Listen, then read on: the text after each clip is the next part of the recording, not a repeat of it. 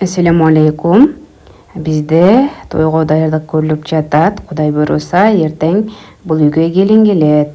Ага карата мал союлуп, борсокко камыр ачытылып, борсоктор жасалып жатат. Жакшы экен мына. Канча келди? 117 мың болду. Жакшы экен, бир 2 эл чыгып турган эти бар экен, жакшы буйруса. Чоң экен. Азыр койду эмнеге союлуп атат кой? Кой эртең келин келет. Эртең келин келет. Анан? Анан ошого союп атып, иш башы кылып буйруса. Анан жанагы кой бышырып бара тургандыктан өзүнчө союсуздарбы? Ошондо 2 кой союлабы? Жок, бул ошо эртең кудага бара турган кой. Эртең келин келгенге аны эртең менен соебуз. Аны күн ысыкка бузулуп кетпесин. Алып келе балтаны. Ичеги карындар тазаланып жатат. Жеңелерибиз ичеги карындарды тазаласа, ал эми байкелерибиз койлорду жиликтеп союп, баштарын буттарын куйкалап, мынтип жиликтеп жатышат эттерин.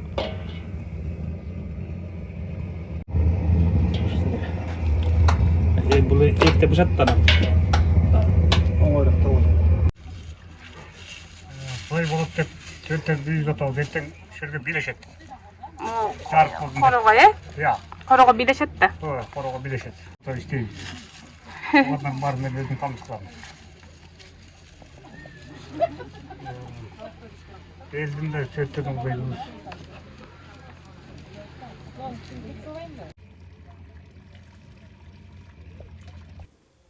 Ал эми үйдүн ичинде көшөгө тартылып, келин олтуруучу жай даярдалып жатат.